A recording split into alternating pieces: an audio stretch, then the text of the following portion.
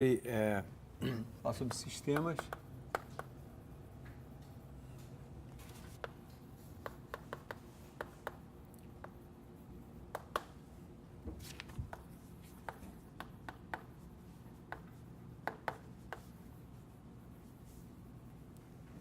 De primeira ordem. Eu botei aqui primeiro para chamar a atenção em uma dimensão. Então, uma variável espacial já vai ficar, então, explícito que a gente está trabalhando no tempo. Então, como a gente sabe, a gente acabou de ver equações de segunda ordem, né? E eu não vou fazer aqui, mas vocês podem fazer, é fácil. A equação de segunda ordem a gente pode transformar no sistema, né? Equação de segunda ordem, segunda derivada no tempo, chama V a primeira derivada e tal, pode fazer sistema. Então, a equação da onda, a solução da Lambert, a gente pode ver ela é um sistema também linear. Mas, então, deixa eu escrever aqui um sistema linear geral, tá? E vamos ver o que a gente pode dizer desse sistema daqui, que eu vou botar setinhas, né? E tem horas que a gente abandona a setinha para escrever mais rápido, mas deixando claro que a gente tem vetores, matrizes e por aí vai. Tá, então, escrevendo assim, por U, eu tenho esse vetor daqui, A, B e C matrizes. Então, vou botar assim, N por N, e D, N por 1 e por, preguiça. Eu podia ter botado a setinha para ser consistente com a notação, botei a setinha em cima do D, já que é vetor, mas vou deixar assim só para ter como está nas notas e não há dúvida. Tá? Então, isso aqui são matrizes que dependem do tempo e da posição e que, de certa maneira, vão fazer, num caso, se a gente estiver pensando em ondas, por exemplo, diferentes velocidades de propagação, tá? Que vão estar associadas a autovalores. A primeira coisa que a gente vai ver hoje é que autovalores vão dizer para a gente velocidade de propagação. Então, vamos lá, o problema de Cauchy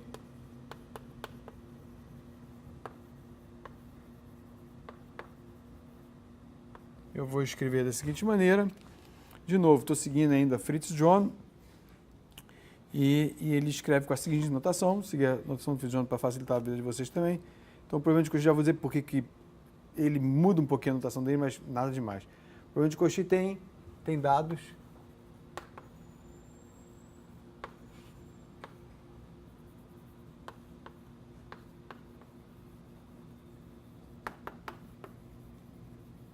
da seguinte forma ao longo da curva T igual a φ de x, ou seja, U de x, φ de x é igual a f de x. Tá? Então, são os dados de Cauchy, e não confundir, né, que a gente tinha antes x, y e u, x, y e z, e o x era f de s, o y era g de s. Então, esse f aqui está fazendo o papel do h de s, onde aqui a parametrização foi tal que, na verdade, não preciso usar o s, eu uso o x. Né? E aí o y ficou como um g, o g de s, na verdade, aqui é o φ de x. Nada demais, só a notação mudou. Tá? Só estou chamando a atenção, não deveria nem falar, talvez. Tá? Então, a gente agora faz a seguinte pergunta. No espírito de coisas que a gente viu, a gente quer saber o que é característico, o que é não característico, se essa curva inicial, essa curva de Cauchy, do problema de Cauchy é característica ou não. Então, a gente faz a seguinte pergunta. Deixa eu escrever por extenso. O que é um ponto importante? Não, simples, mas importante. Então, a curva inicial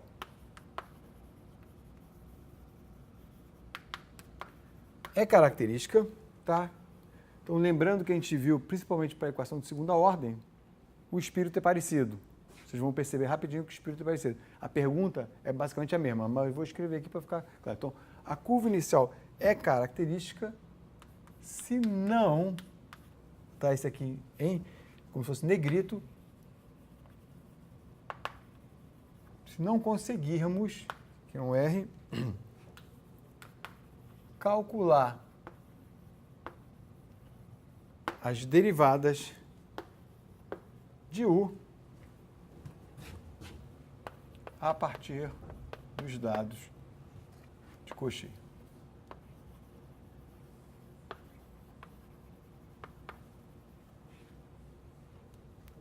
Tá? Então, lembra que, aula passada, retrasada, a gente viu que a nossa expressão, quando a gente tinha a equação de segunda ordem, vou tentar lembrar aqui de cabeça, mas eu acho que está certo, é A, U de x mais 2B, U de xy mais C, blá, blá, blá. A gente tinha uma relação quadrática com A, B e C, que dava basicamente o discriminante, aí dizer se era elíptico, hiperbólico, e a gente fez aquilo como? A gente fez aquilo querendo tentar achar dos dados iniciais as derivadas segundas na curva gama inicial. Né? Porque para aquele problema a gente era dado as primeiras derivadas, que é a equação por exemplo, da onda, a gente tem como feito a corda vibrante, da posição e a velocidade inicial. Né? Então a gente é dado o P e o Q para esse problema, que é o U de x e o de y, e a gente vê se a gente consegue, com a condição da faixa, da EDP linear com a faixa, calcular o UXX, o XY, o YZ na faixa, na coisa. Né? E a gente viu que saiu então aquela equação quadrática. Aqui a gente vai fazer uma coisa parecida e vai sair um sistema. E a gente quer que o sistema, então, enfim, deixa eu fazer do que ficar contando a história. Então, o espírito é parecido.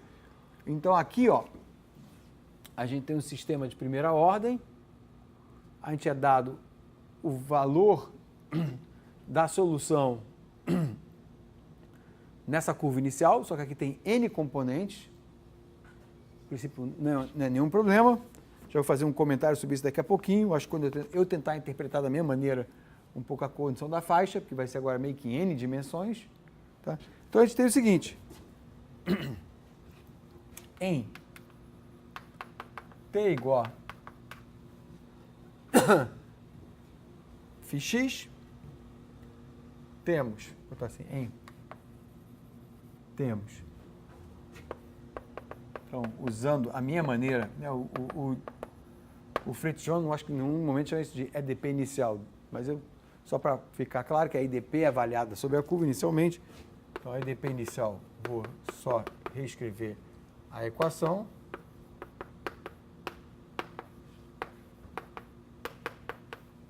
Está aqui. E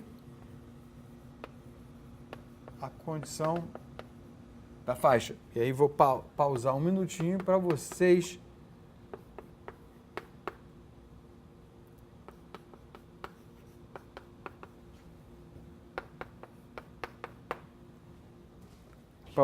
refletirem. Deixa eu só escrever isso aqui.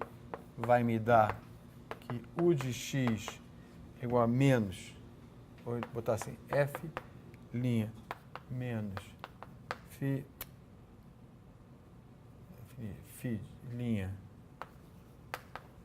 U de T. Tá? E por que isso aqui é a condição da faixa? A gente pode pensar que, deixar para vocês pensarem sobre isso, mas minha maneira de pensar, ver que isso aqui é, deixa eu ver qual é a melhor maneira de pensar, tanto faz.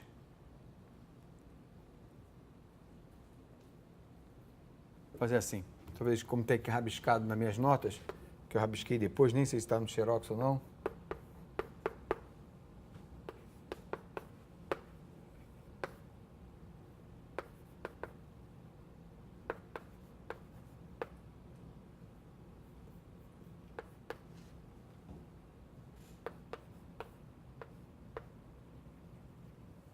Vamos ver. Vê se eu escrever isso aqui e ficar calado, se vocês adivinham o que eu estou pensando. Que é uma maneira de ajudar. Espero. Pelo menos me ajuda para eu lembrar o que está acontecendo. Escrevi aqui no rodapé das minhas notas, que eu não sei nem se está na Xerox ou não. Basicamente, essa condição da faixa é, olha só, essa EDP daqui, aqui eu tenho N equações, que é componente. Aqui eu também tenho N equações. E cada componente a gente está fazendo o que a gente fez para um escalar, que eu estou pedindo que isso aqui é basicamente F', G', H', né? Que é a direção tangente, né? Que é F de S, G de S, H de S, escalar o produto interno, tá? Então, ao invés de eu botar o I aqui, eu poderia botar o I aqui, que é basicamente como se eu tivesse isso aqui, né? Um X, T, U de I. Né? Para cada componente, e é claro que para cada componente, se eu resolver o meu problema, eu tenho uma superfície integral em 3D, porque é unidimensional. Aqui unidimensional, na verdade, 1D significa 1D, eu deveria colocar aqui só para ser mais coisa, espacial, porque na verdade eu tenho duas variáveis, que é x e y, que é x e tempo. Né? Então, 1D espacial, por você precisa. E aí aqui eu tenho em paralelo N superfícies em 3D que se comunicam através dessa, dinamicamente através dessa equação. Certo? Porque, inclusive, a gente vai ver já isso, mas eu prefiro me repetir do que omitir. Que através, eu vou depois ver como diagonalizar isso aqui, dependendo da matriz, eu vou normalizar o A para 1, que é só multiplicar pela inversa, papapá. A gente vai ver que esses termos aqui, se eu diagonalizar, eu tenho termos na direita que vão acoplar a dinâmica e tudo mais. Então, tá? Acoplar a dinâmica eu estou falando rápido porque depois vai ficar mais claro. Mas aqui, o importante é isso. Essa aqui é a condição da faixa em N dimensões, mas que você não precisa nem visualizar ela em N dimensões. Você pode ver várias dimensões, vários 3D que vão se comunicar. Né? Só para repetir, para ser claro, se eu resolver a solução para um dos I's, eu faço o gráfico dele nesse lugar 3D aqui, a outra componente, certo? E a condição da faixa é basicamente componente a componente. Beleza. Simples, não? Nada demais. Agora, que eu escrevi isso aqui assim, como é tudo linear, a gente não tem complicações de não linearidade. Né? Então, pega isso aqui, ó, e substitui aqui. Tá? Então, quando a gente substituir isso aqui, a gente vai ficar com uma coisa com uma cara de uma EDO. E aí a gente consegue entender. Então, deixa eu usar esse espaço aqui para ser econômico e também por questões do vídeo, né? Facilita substituindo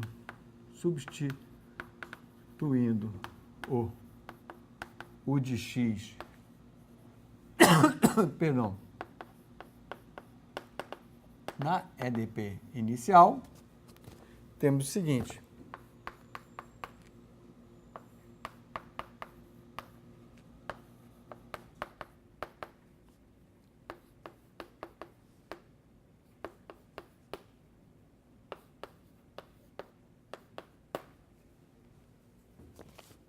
Pronto. Morreu, está respondida a nossa pergunta aqui. A curva inicial é característica se não conseguirmos calcular as derivadas de U, tá? Podia botar assim, ou então aqui deveria ter botado de UI, não importa, a partir dos dados de Cauchy. Eu aqui, nesse momento, na hora que eu escrevo isso, sim, o que eu tenho aqui? Sobre a curva inicial, estou no instante, digamos assim, inicial do problema de Cauchy, né? Eu consigo calcular, esse é o cara que eu quero, que é uma derivada. Se eu tiver essa derivada aqui, ó, eu tenho essa derivada aqui, eu tenho todas as primeiras derivadas. Tá? Para eu fazer, por exemplo, uma expansão em série na vizinhança dessa curva. Beleza? E esse cara daqui, eu tenho, isso aqui é um sistema AX igual a B. AX igual a B. Isso aqui é conhecido. Então, determinante de A menos filinha P igual a zero implica que, vou botar só assim, você já sabe, vocês são especialistas, que é característica, é a condição para característica. Certo?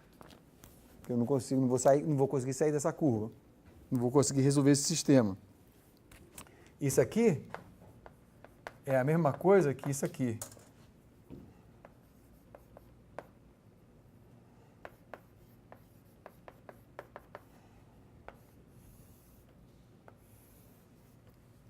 Porque pela definição do filinha. Certo? Então, vamos pensar o seguinte, suponha que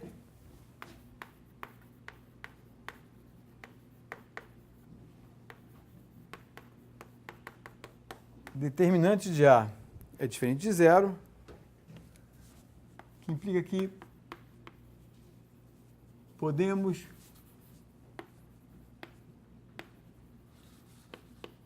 normalizar nossa EDP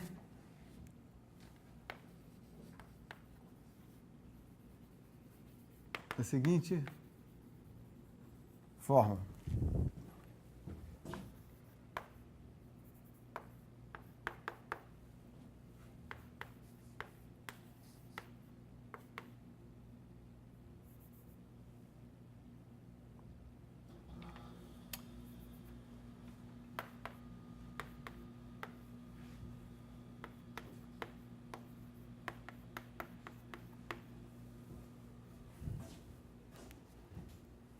Tá?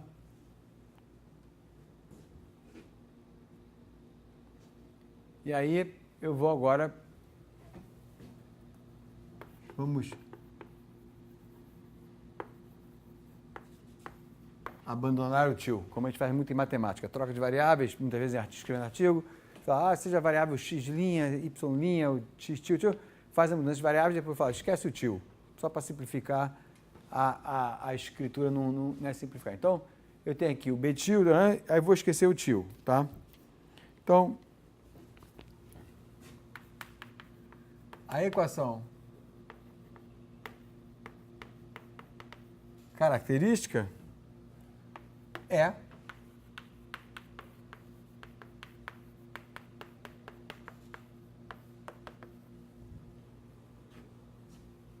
essa daqui, ou seja,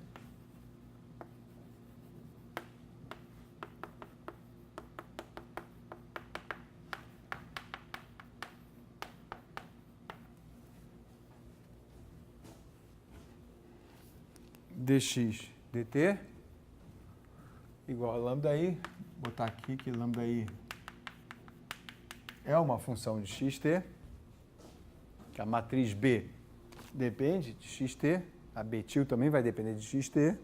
Alguns sistemas, como alguns que a gente vai ver até aqui, meio que já começam com essa cara daqui. Tá? Se a gente pegar a equação da onda e decompor assim, vai ser assim. Tá? E está aqui a nossa condição para ser característica. É que o dx dt aparece justamente no lugar do alto valor. Tá? Onde vocês sabem o que isso aqui quer dizer, né? Então, o lambda está no espectro de B. Tá? Isso aqui é a notação de álgebra linear, tá? Espectro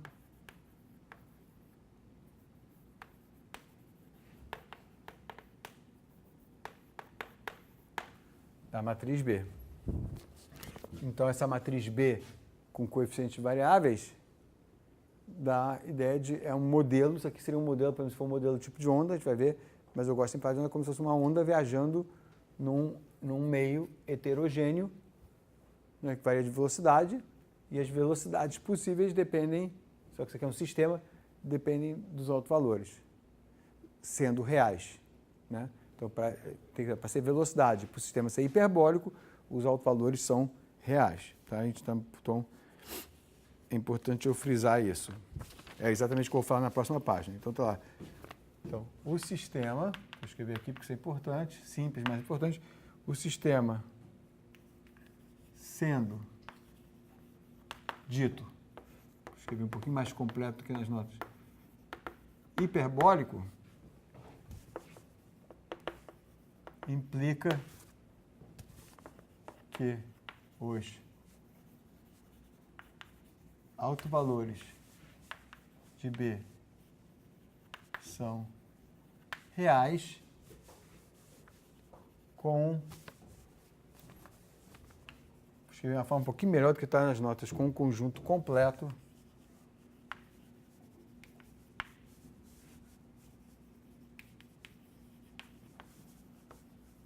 de autovetores LI. Tá? Mas eu falei que eu vou abandonar o tio para economizar a mão. Tá? No caso do computador, economizar comandos. Tá?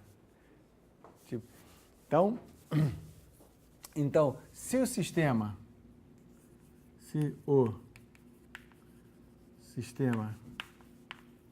tiver N autovalores reais distintos, dizendo que isso aqui é um sistema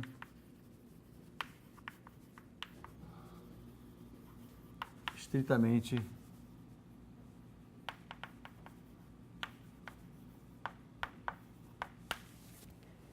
hiperbólico.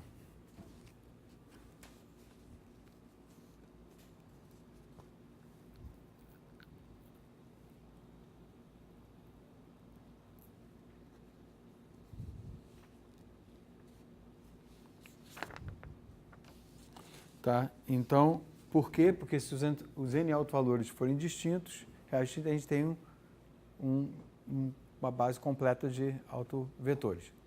Tá?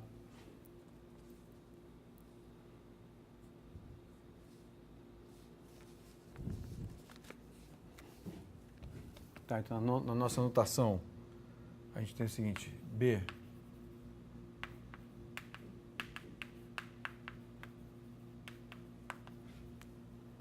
tá? Implica que isso aqui são N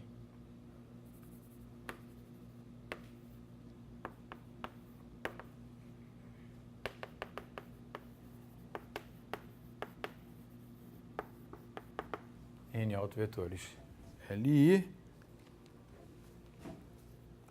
Também podemos escrever isso assim.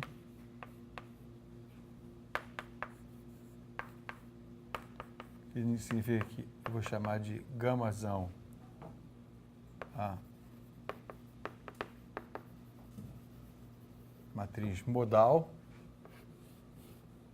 Então, a caricatura dela, eu acho que fica autoexplicativo.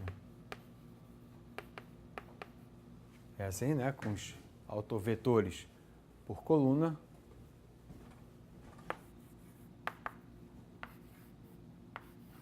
Essa aqui é a diagonal.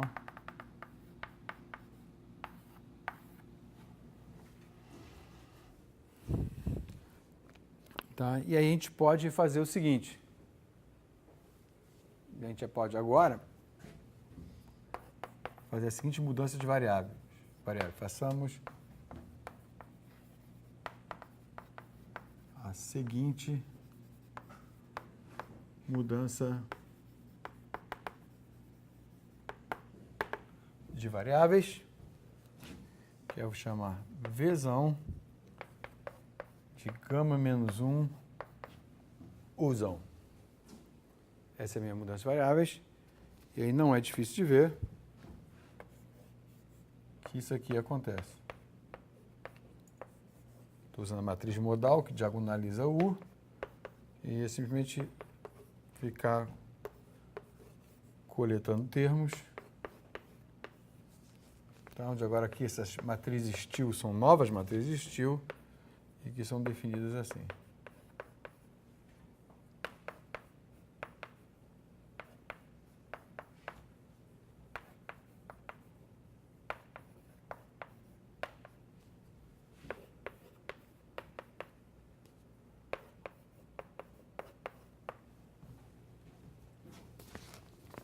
E aqui, deixa eu colocar, ver se nesse espacinho consigo encaixar com os seguintes dados iniciais.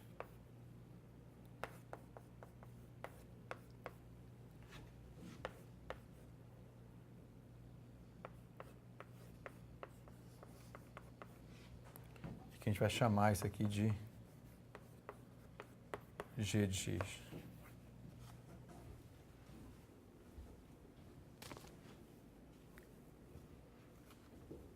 Tá? Então, muito simples, né? O que a gente fez? A gente, supondo, temos o sistema hiperbólico, então, n autovalores reais.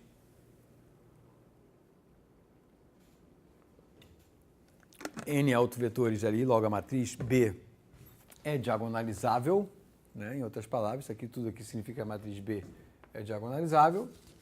E aí eu uso a matriz modal gama para fazer essa troca de variáveis, que acarreta nisso daqui. Alguns comentários que eu vou repetir, mas já para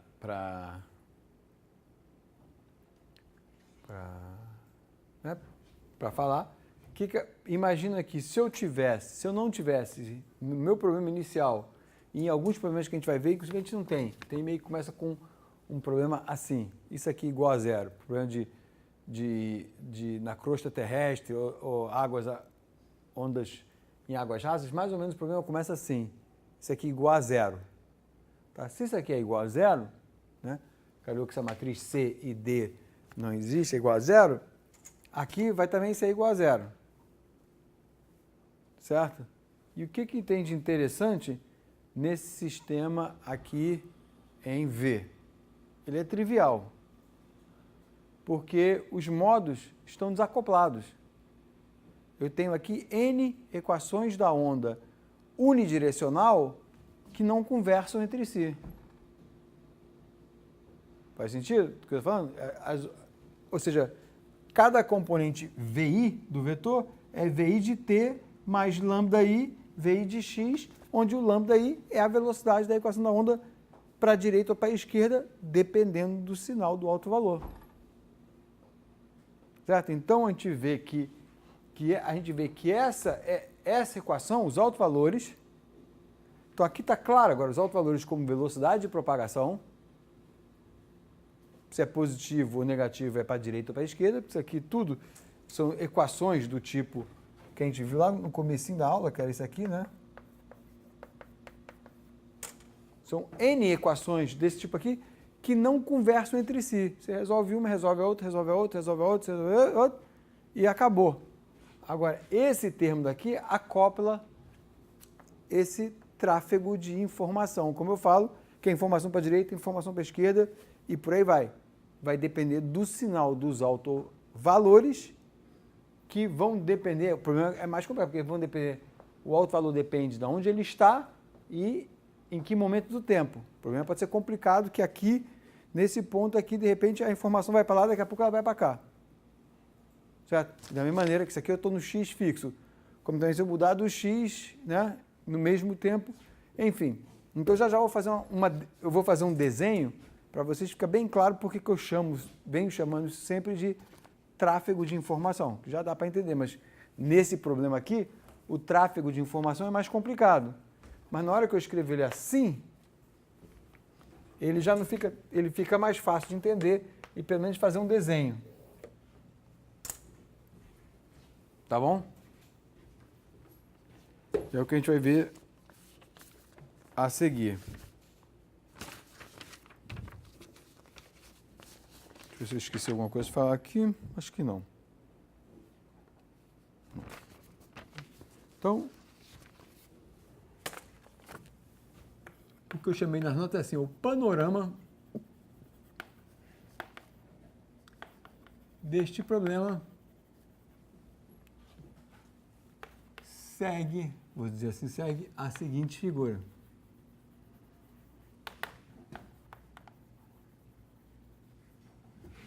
Então, vamos supor que eu tenho aqui tempo, aqui eu tenho x, aqui eu tenho tempo, aqui eu tenho meu ponto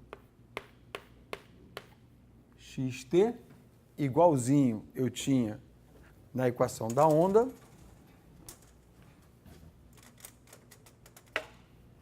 E agora eu posso dizer o seguinte.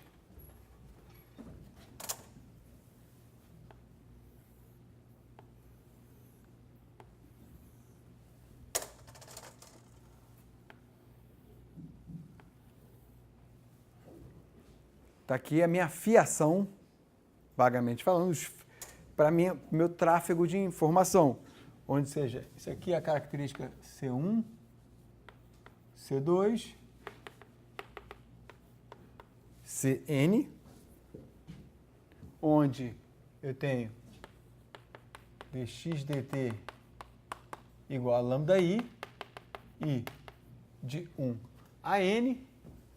Deixa eu dizer que essa aqui seja Cj, um certo J, e o que eu estou dizendo é que lambda 1, lambda 2 até lambda J é maior do que zero, lambda J mais 1 até lambda n é menor do que zero. Ou seja, nesse ponto xt, que é nesse ponto, nesta hora, quem estiver nesse ponto, nesta hora, x,t, vai receber informação vindo da direita e da esquerda de acordo com os autovalores correspondentes. Tá? E esse é um pouco o tráfego de informação. Então, isso é uma caricatura, um sketch, a gente vai fazer já mais um pouquinho mais de detalhe disso. Tá? Então, tem meio que falo brincando, pelo menos na minha cabeça, assim, como se tivesse J fios, que vem daqui, uns trazendo informação mais de perto, outros mais de longe, porque a velocidade de propagação é mais rápida para umas coisas, tá certo? E outros trazendo de lá. Então, vamos ver isso um pouquinho mais detalhe. Os que estão à esquerda são positivos porque a reta tangente a eles. Porque aqui, ó, só você ver aqui, ó. Tá? E tangente nesse sentido aqui. Nesse sentido. Né? dx dt.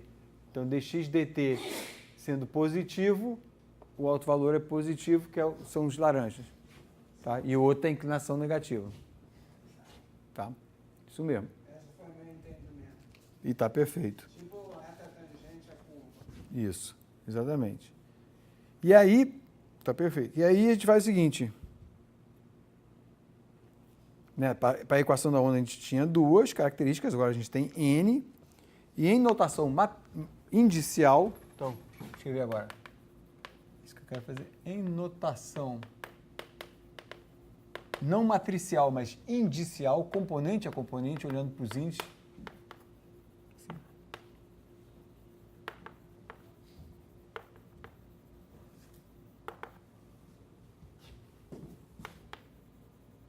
Temos isso aqui, ó.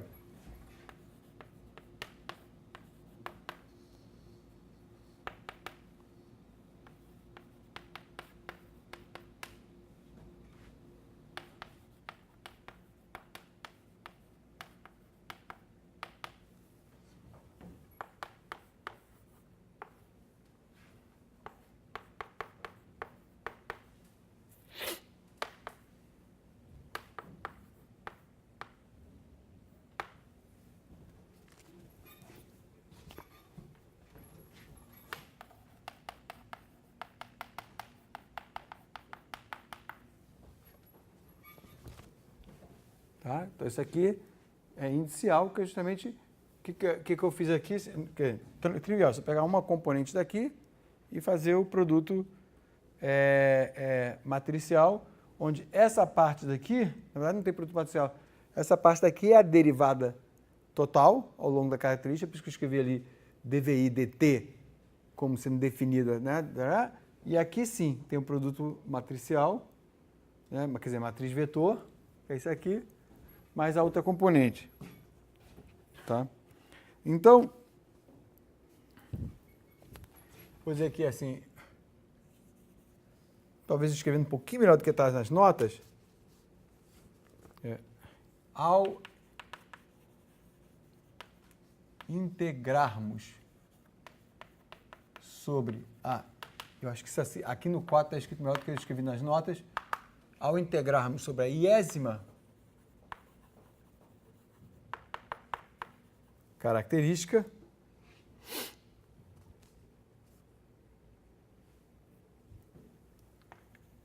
de forma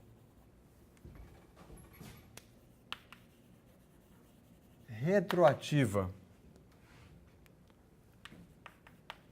a partir, aqui no 4 estou escrevendo melhor do que nas notas, a partir do ponto xt, obtemos o ponto que chamamos muitas vezes em métodos numéricos também chamado pé da característica,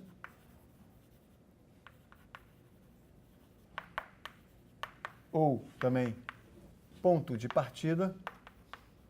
Ponto de partida o quê? Para chegar no xt, o ponto de partida x definido como igual a alfa i t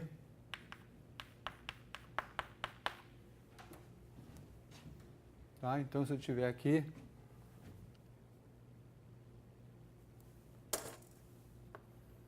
vou botar aqui assim, esse aqui é o ponto alfa j. Tá? Então, essa notação diz o seguinte, em outras palavras, a pergunta é a seguinte: qual é a órbita, em linguagem mais de EDO, o que eu escrevi aqui, qual é a órbita que chegou no ponto xt ao longo da característica j? É essa órbita daqui. Só que, desculpa, fiz a pergunta errada. Eu falei certo, mas fiz a pergunta errada. A pergunta errada é: da onde... Essa é a pergunta certa, perdão. Da onde partiu o ponto... Porque é ponto de partida. O que eu falei é um pouco óbvio. Da onde partiu o ponto que viajou pela característica J e chegou em XT? Depois você pergunta da onde partiu o ponto que viajou pela característica 1 e chegou também no ponto XT? Então é isso aqui. Agora falei certo. Antes eu meio que... É meio que a definição. Então, por isso que é chamado, em métodos numéricos, que muitas vezes o método numérico usa que chama-se método das características, tá? E então, ele diz o seguinte: eu quero saber qual é o pé da característica, essa maneira mais informal de falar, o pé da característica não tem pé, não anda, mas é o pé da característica, ou um pouco mais preciso, mas é usado, é o ponto de partida, que é em inglês departure point. E esse aqui é o arrival point, esse aqui é o ponto de chegada. Em método numérico, isso aqui é chamado de ponto de chegada. Pé da característica é informal, mas não tem problema, a gente fala isso. E esse aqui é o ponto de partida. Certo? Note que mesmo a característica sendo curva, se no nosso problema isso aqui, o lado direito da equação for zero, uma vez a gente sabe resolver essas EDOs daqui, que me dá a forma da característica, o método numérico é muito simples, porque o valor aqui, que vai chegar aqui, é o valor que estava aqui, que é constante ao longo da característica. Tá? Então, em métodos numéricos, em modelos atmosféricos, em geofísica, se usa métodos assim, modelos que chama-se semi-lagrangianos, que mistura meio que características, de certa maneira, com uma coisa euleriana fixa, e ele faz isso, ele pergunta aonde está o pé da característica, onde é que está o ponto de partida, departure point, e aí você pega o valor que estava lá e traz para cá igualzinho, ou, se tiver esse aqui, ele é modificado ao longo da trajetória. Tá? Então, esse é o ponto de partida. Então, agora a gente vai escrever, então a gente vai integrar essa EDO, certo? Pensando nisso aqui, ó. A gente vai integrar a EDO e usando essa notação do ponto de partida. Tá claro? Então, por isso que é olhando retroativo, olhando para trás, só para... Vem cá, o valor que vai chegar aqui por esse fio, por esse canal, ou mais precisamente, por essa característica, fio, canal é a minha maneira, canal no sentido de mesa de som, né? Que eu falo brincando na minha cabeça. Mas o correto é por essa característica, qual é a informação que você vai chegar aqui, partiu de onde? Certo? Essa é a pergunta. Por isso que é meio que olhando de forma retroativa a EDO. Oi? Primeiro resolvendo só isso aqui. Uma componente é componente, né? A gente está olhando aqui componente, está olhando, então, quando eu olho para VI, estou olhando para essa característica, né? Essa daqui. certo? Então, é meio que componente a componente, característica a característica, certo? Aí, porque nessa maneira de diagonalizar, né, Hugo, basicamente, você tem associado a uma característica uma componente. Isso. Aí eu resolvi isso aplicando em XT. Depois. Oi? No vídeo ele fala mais alto. Eu resolvi isso aplicando em XT como ponto inicial. A componente de XT. Perdão, não estou entendendo. X é um tesão, por exemplo. Eu resolvo a característica e aplico aí como condição inicial. Não, isso. Se fosse para achar o pé da característica, sim, eu usaria isso como ponto inicial. Perdão, é isso mesmo. Tá? Numericamente, se você quer resolver, isso você faz. Tá? Isso. E aí, claro, tem algumas simplificações. Só então, já que você fez essa pergunta e é boa, tem algumas simplificações. Você está fazendo um método numérico. E aí você fatia aqui. Esse curso não é numérico, mas enfim. E aí você fatia isso aqui por intervalos de tempo pequeno. Muitas vezes você nem resolve essa EDO daqui para esse cara. Você simplesmente vê o valor da velocidade e tira aqui uma reta que desce com aquela velocidade, que é como dizer que naquele intervalinho a velocidade é constante, e aí basicamente por geometria você tira o pé da característica, sabe, do ponto de partida. Entendeu? Tá? Então, a pergunta é boa que gerou esse comentário para simplificar, mas se a gente fosse fazer tudo de forma exata, teria que resolver, baixar essa curva, teria que resolver essa EDO com isso aqui como ponto inicial. Tá? Tá claro, né? Essa imagem também do numérico é bom porque é muito fácil, facilita. Ok, então a gente chega ao seguinte. Então podemos escrever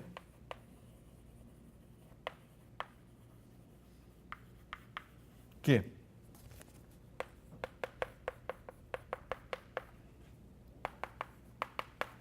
deixa eu escrever essa expressão aqui, não vou falar nada, vou só escrever essa expressão e o ideal é que a expressão com uma notação completa, né?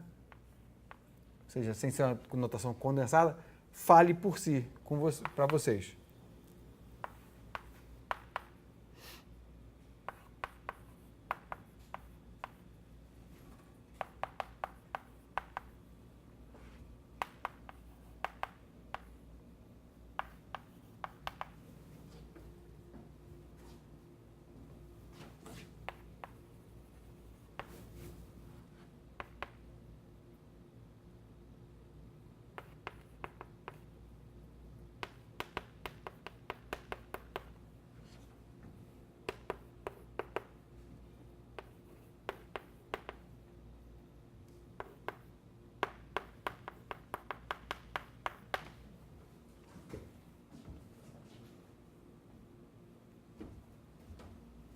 Então, o que fiz? O que está sendo em português? Como é que a gente lê o que foi feito aqui?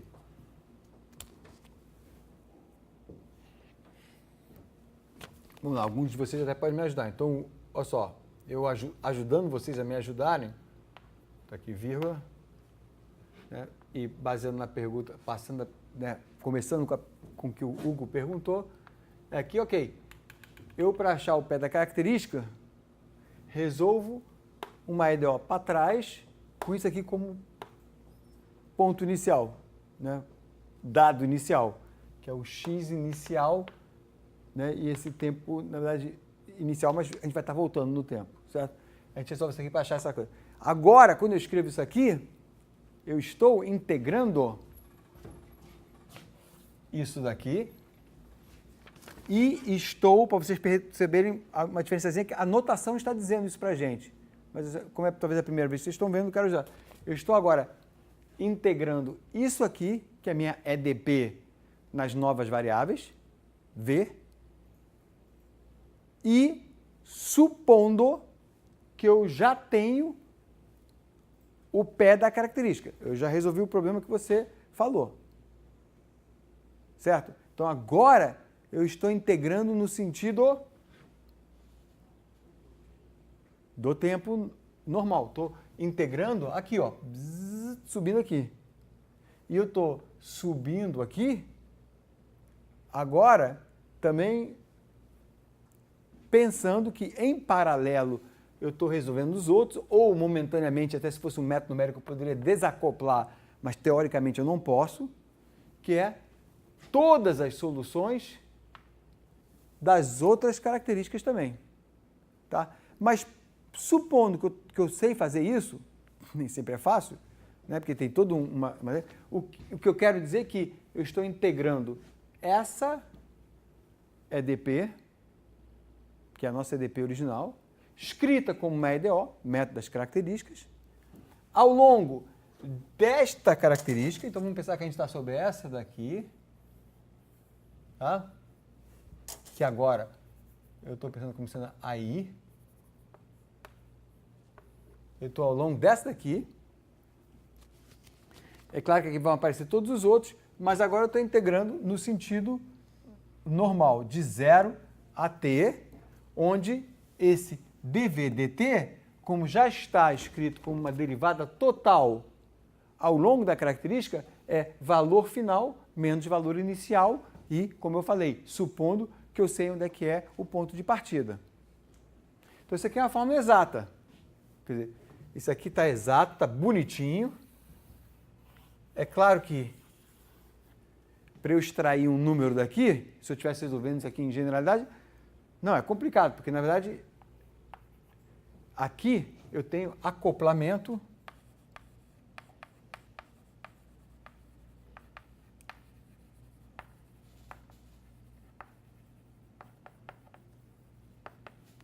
com outras componentes. Mas para vocês, que né, todo mundo aqui sabe métodos numéricos um pouquinho, já fez mesmo ter feito curso, mas a ideia de método numérico é que, por exemplo, eu poderia, num método numérico, uma maneira é para eu integrar daqui até aqui, ó, num passo de tempo, certo? Eu pressuponho que todos esses caras daqui meio que têm um valor meio que do passado recente, então eu já sei. O problema é que eu tenho que integrar ele aqui, então eu imagino que eles são constantes nesse intervalo e depois você atualiza eles e tal. Mas é claro, dependendo do problema, isso pode ser uma simplificação muito grosseira. Uma coisa assim lagrangiana. É uma coisa como se fosse lagrangiana, exatamente. Seguindo partículas, é como metacaracterística, nem sempre é exatamente método das características da método lagrangiana é a mesma coisa, mas em alguns casos até pode ser a mesma coisa, mas o espírito é esse. Tá? O espírito é esse. Inclusive o método chama de semi-lagrangiano, quando se faz esse método aqui, por essa razão. Tá? Então tá claro isso aqui? Essa forma?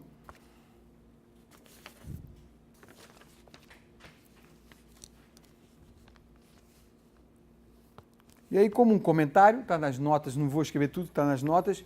Isso aqui pode ser escrito assim, ó.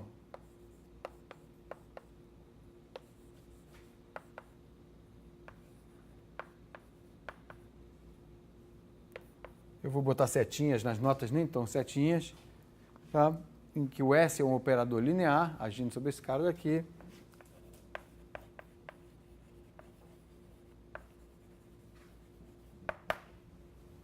Tá? E né, com essa cara, uma vez você escreve dessa maneira, né, no Fritz John estão os comentários, e ele, eu acho que também só comenta, que essa é uma estrutura para se provar a existência local, escrevendo isso aqui um pouco, usando estratégia lá picar, para fazer iteração, contração e tal, e você consegue mostrar localmente, isso aqui que vem de uma estrutura meio EDO, digamos assim, né, você prova a existência local para esse sistema, tá? Seguindo, né, a estratégia de EDOs, de picar e por aí vai. Tá bom? Que mais? Um outro comentáriozinho, fazendo essa janela daqui, porque eu acho que aqui eu vou já mudar um pouquinho do que eu vou falar, é que, deixa eu fazer um desenho para vocês, e vamos ver se o desenho fala por si. Tá? O que aconteceu? Não, é impossível, não tem um buraco negro aqui, deve ter caído. Não caiu embaixo da cadeira, não? Que tem essa regiãozinha aí embaixo. Entre as cadeiras, aqui, ó. Pode cair aqui.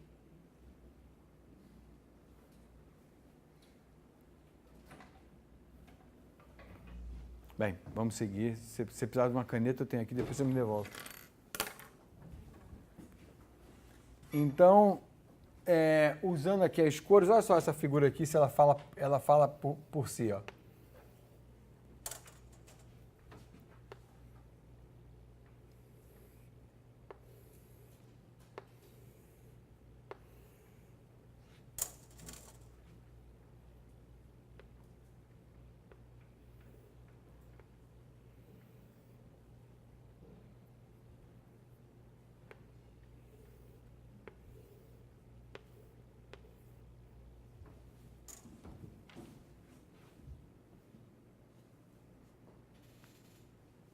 Se eu botar essa figura aqui no quadro negro, quer dizer, eu botei essa figura no quadro negro, o que ela quer dizer para vocês?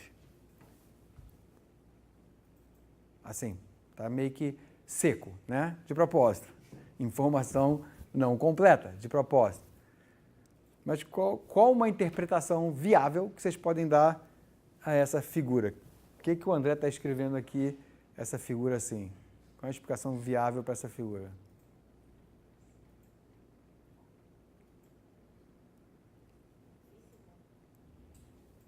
Físico, desse problema no contexto físico. O que você está vendo? Pode ser físico, mas como você quiser. O que está acontecendo? O que tem diferente daqui para aqui, por exemplo? O que aconteceu? Uma dica é, pensa na aula passada.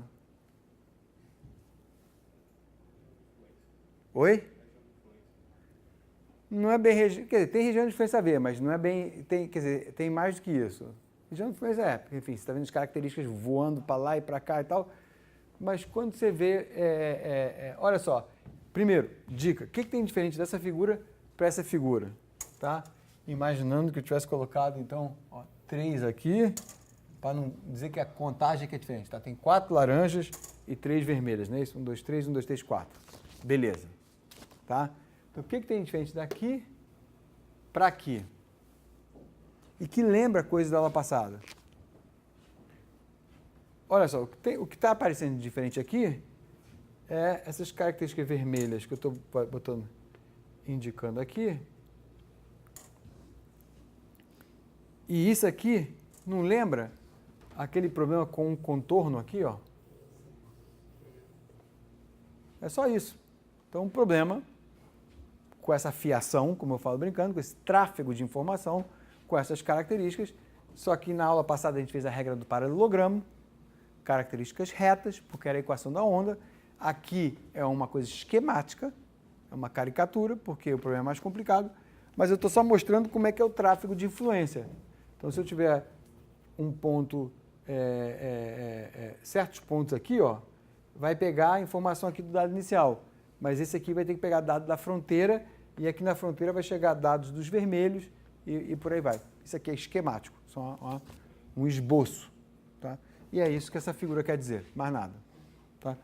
Porque eu estou indicando talvez um contorno aqui informação que chega do contorno e que emana do contorno. Tá?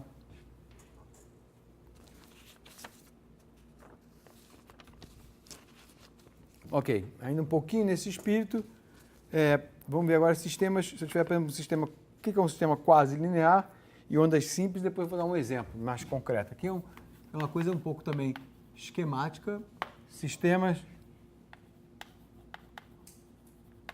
um exemplo quase linear, então sistema quase linear e ondas simples. Em inglês, simple waves. Então, suponha que a gente tem esse sistema aqui.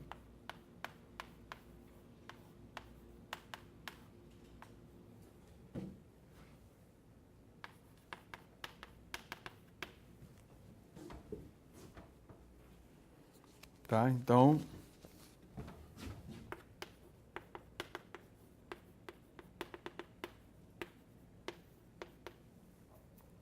certamente aqui está o fato de ser quase linear.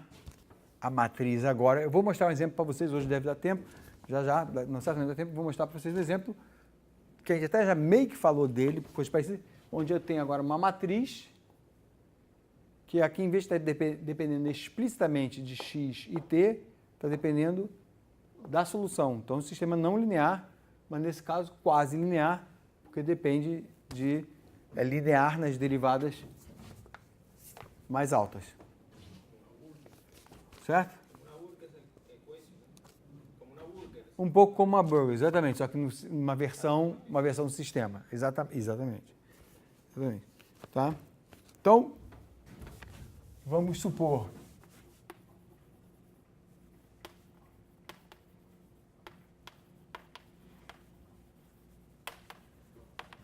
que seja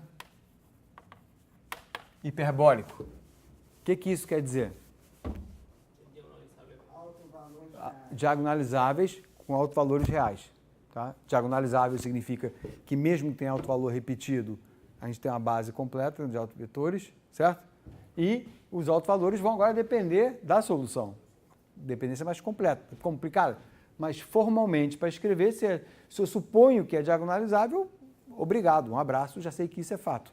Eu tenho altos valores reais, quer dizer, mais que diagonalizável, perdão, que é hiperbólico, que eu tenho os altos valores reais, quer dizer, tenho velocidades agora, como burgers, que a velocidade depende do valor da solução naquele ponto. Tudo muito parecido com o que vimos. Nada de misterioso, né? Só pensar em burgers você vê que nada de misterioso. Tá?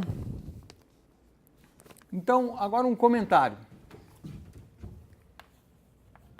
Certas, aí não vou fazer em todo detalhe, mas vou esboçar para vocês. Então, certas soluções especiais, eu vou depois mostrar em que condições isso aparece. Certas soluções especiais podem ser obtidas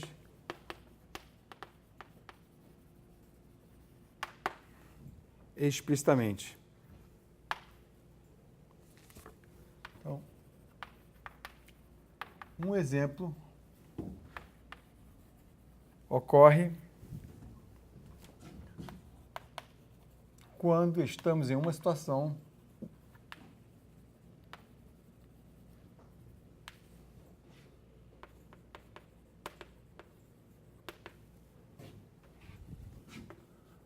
onde podemos escrever a solução na forma Vzinho é igual a um f de θ, θ igual a um θ de xt escalar. Tá, já vou um pouco motivar isso. Então, um exemplo, tá? Já vou motivar mais, mas só para dar um exemplo, isso aqui exemplo acontece em dinâmica dos gases. Tá? Já vou ilustrar isso um pouquinho mais. Tá? Dinâmica dos gases, exemplo, acontece onde o θ é escrito como x sobre t, e isso caracteriza, chama de ondas simples. Em inglês, simple waves. E textos onde isso vai ser visto pode ser visto em mais detalhe. Textos, por exemplo, tem um livro do Smoller, que é um livro de leis de conservação, ou também o livro do Courant Friedrichs.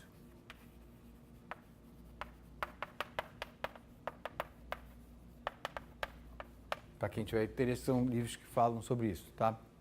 Mas aqui eu vou dar só uma pincelada rápida.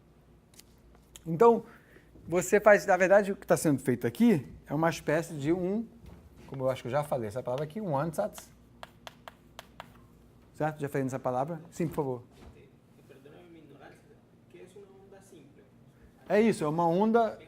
Você ainda não expliquei direito. Espera, tá? Então, uma onda simples, não expliquei ainda. Você vai ver, quando eu der um exemplozinho aqui com gases, eu acho que vai explicar.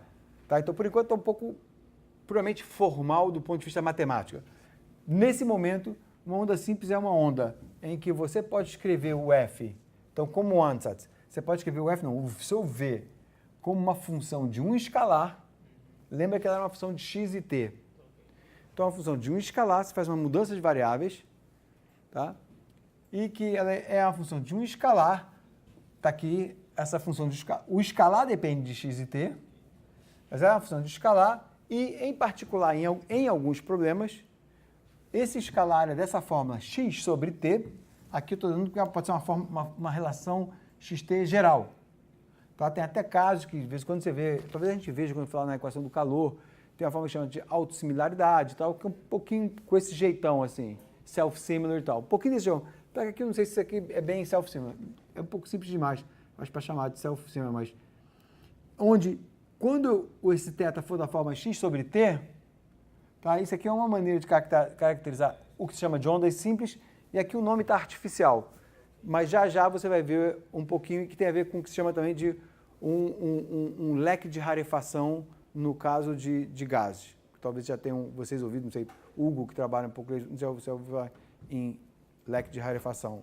Tá? Então, vou mostrar isso já. Por enquanto, você não tem por que entender.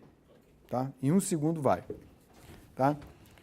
Então, isso aqui é ondas, nesse caso aqui, essas ondas simples, que é quando você escreve uma variável, basicamente, ondas simples, quando você consegue relacionar o x e o t de uma certa maneira, tá? Nesse caso, essa maneira é assim, tá? E isso aqui vai nos dar, para esse caso, a gente vai ter uma situação assim, ó, para um problema de descontinuidade. Então, deixa eu ver como é que eu vou motivar para vocês. Vou pegar um ponto aqui.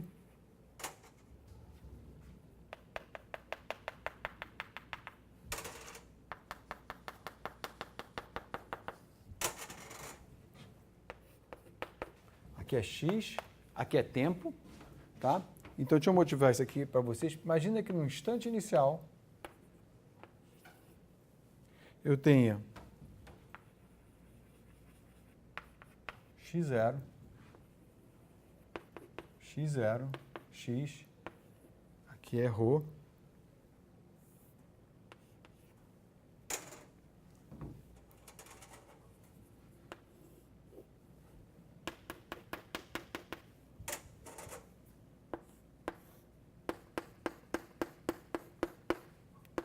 então aqui eu tenho um valor que estou chamando de ρ à direita, e aqui eu tenho um valor que é ρ à esquerda.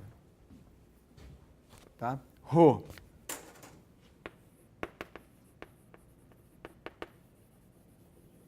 é densidade. Tá?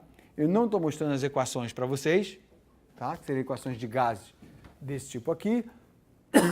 Perdão, onde ρ seria uma das componentes do vetor V. Tá?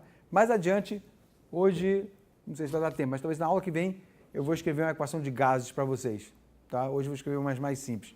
Mas onde ρ é uma das componentes, então meio que, deixa eu botar aqui assim, um VI é igual ao ρ, depois um outro VJ é igual a U, velocidade horizontal, etc. Tá? Eu estou sendo um pouco panorâmico, sem dar detalhes, mas para motivar. Então, só repetindo, estou dando uma equação para a gente que é quase linear. Estou falando em situações onde agora pode aparecer ondas simples. E o que é uma onda simples? E agora eu vou motivar a onda simples. Olha só, eu tenho aqui uma densidade que é maior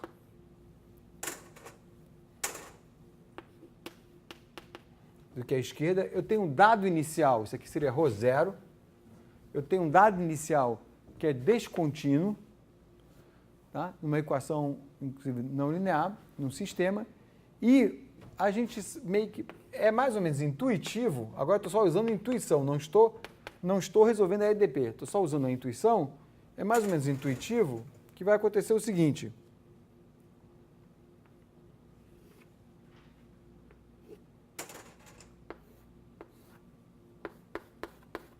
Se for uma equação que permite coisas andarem para a direita,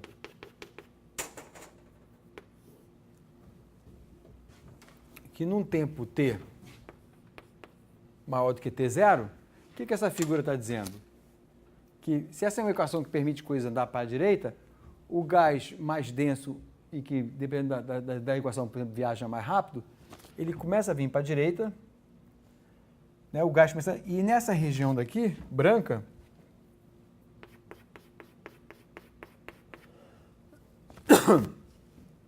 a densidade está descendo, que originalmente era essa, a densidade está baixando da densidade mais alta, ρd, para a densidade mais baixa, ρe. Então, essa região daqui é uma região de transição.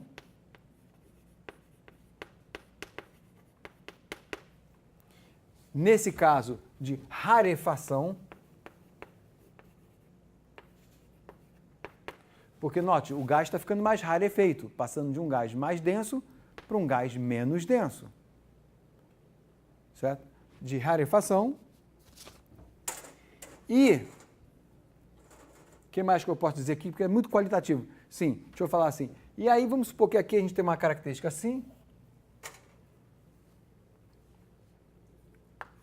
Outra aqui assim. Tá? Ou dependendo com inclinações. Isso aqui é esquemático.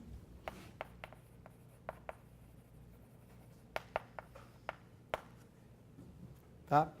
E muitas vezes as duas podiam estar inclinadas. Né? É esquemático por quê? Porque se a velocidade depende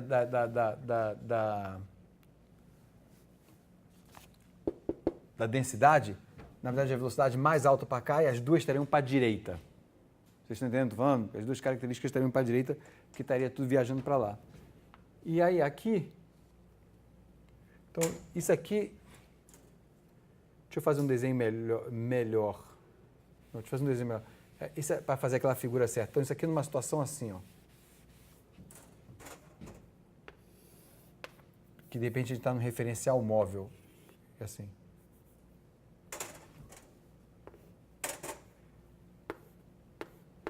Deixa eu fazer assim, que aí a figura fica... Pronto. Aí melhorou, tá?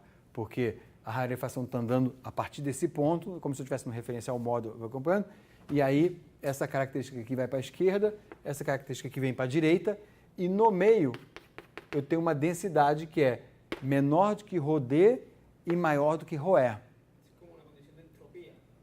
Tem a ver com coisa de entropia, choques e tal, você vai ter que usar condições de entropia. Só que aqui não tem choque, aqui tem uma rarefação.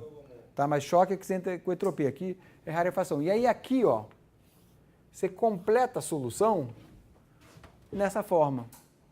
E aqui está a sua onda simples. Que nesse caso vem na forma de uma onda de rarefação. Então, isso são coisas que nesse curso, por tempo e também porque a gente tem na casa um especialista nisso, que é o Dan, o Alexei também trabalha com essas coisas. O Dan, em geral, faz via curso de leitura, ou quando tem mais alunos, faz via um curso tópicos em meios porosos, onde o Dan, né, especialista em choques, ondas de rarefação e coisas desse tipo, aí elabora mais todo esse assunto. Tá?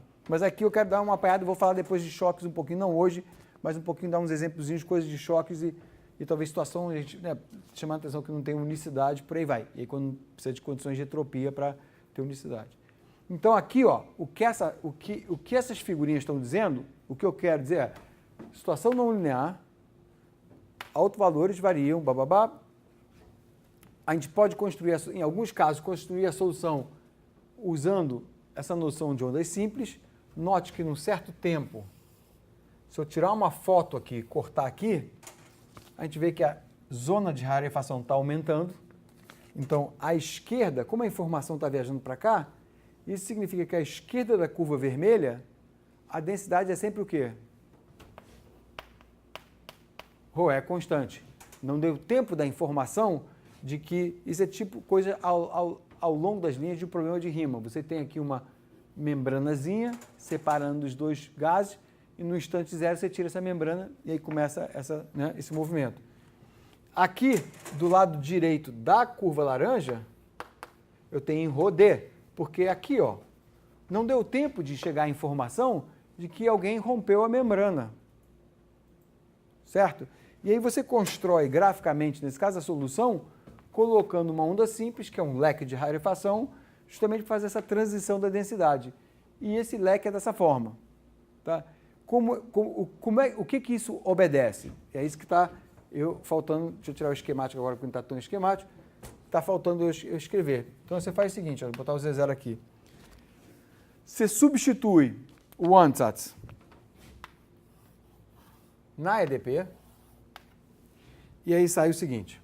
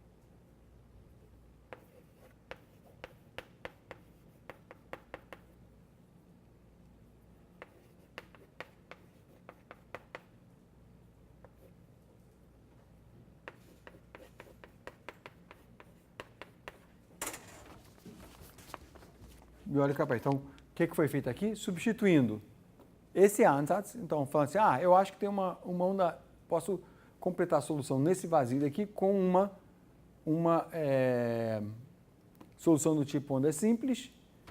Então, substitui isso aqui, dá esse problema aqui, ó, de alto valor, certo? Lambda aqui e o F' sendo o autovetor. E associado a esse problema sai essa equação do tipo onda, onde isso aqui é como se fosse uma velocidade dependendo de θ, não é? Para o θ. Então está aqui, a gente tem aqui as características. Então, isso aqui diz o seguinte, que dθ dt é zero. Então, θ não varia ao longo das características.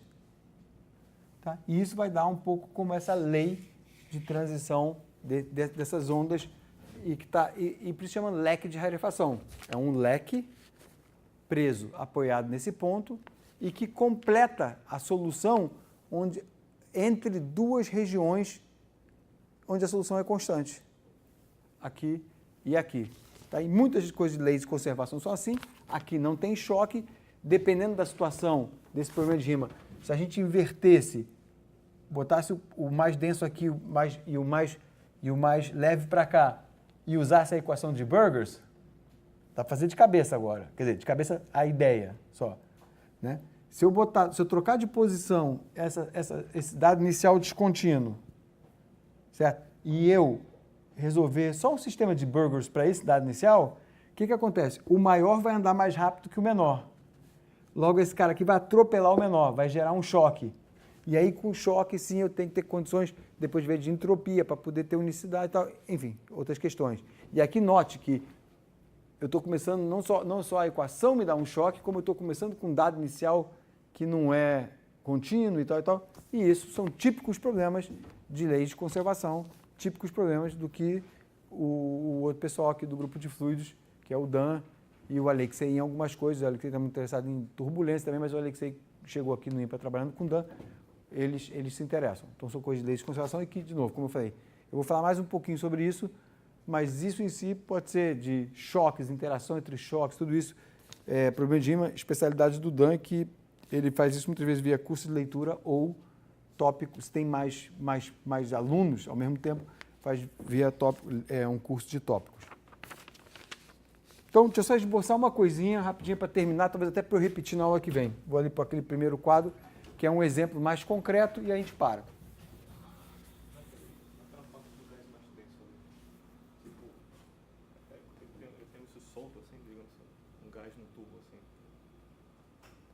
Não, imagina, o solto, deixa eu ver se eu entendi como se fosse. Imagina que você tem um tubo, o problema é um tubo unidimensional, tá? Então, o problema é unidimensional, tá? Mas você tem um tubo e a figura é assim, você tem um gás mais pesado à esquerda de um ponto, o gás menos pesado, que denso é a palavra certa, menos denso do lado de lá, e você tem uma membrana separando eles. É isso que você está perguntando? Isso, ok. Quer dizer, como é que você coloca um gás do lado do outro?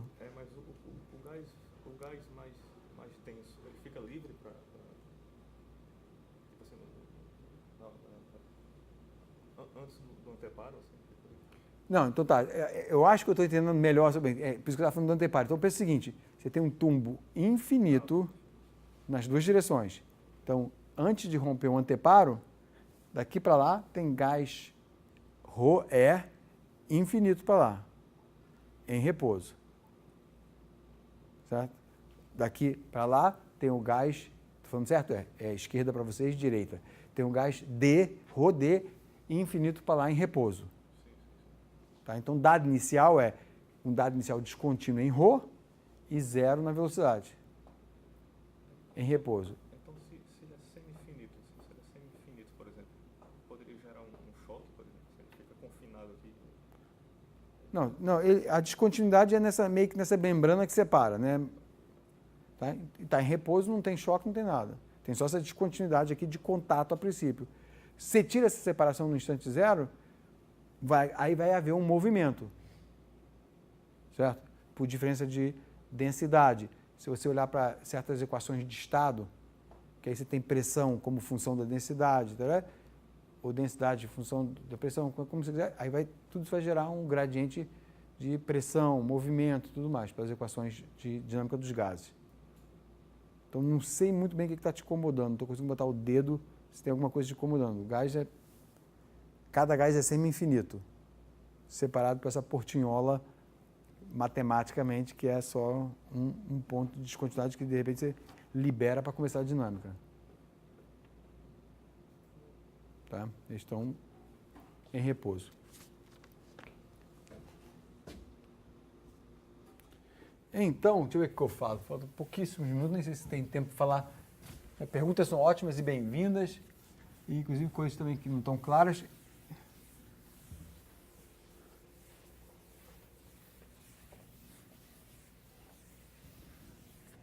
Então, deixa eu ver se...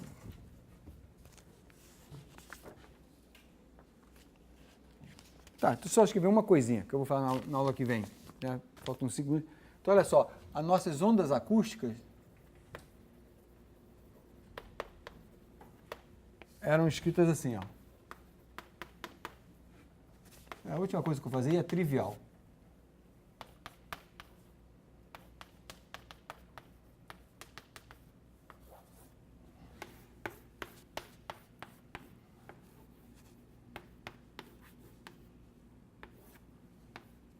Certo?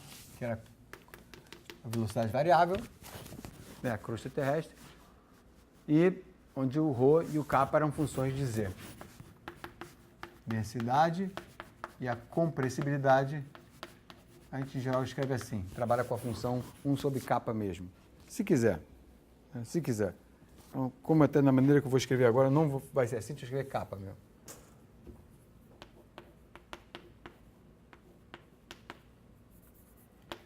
Então, olha só, é trivial descrever isso aqui assim.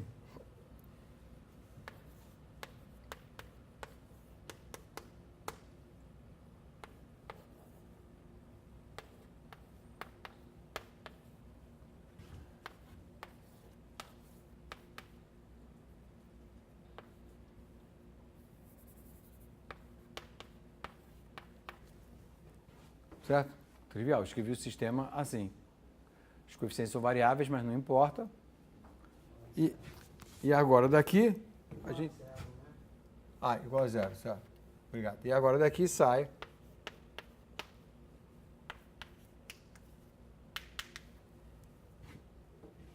Ou seja...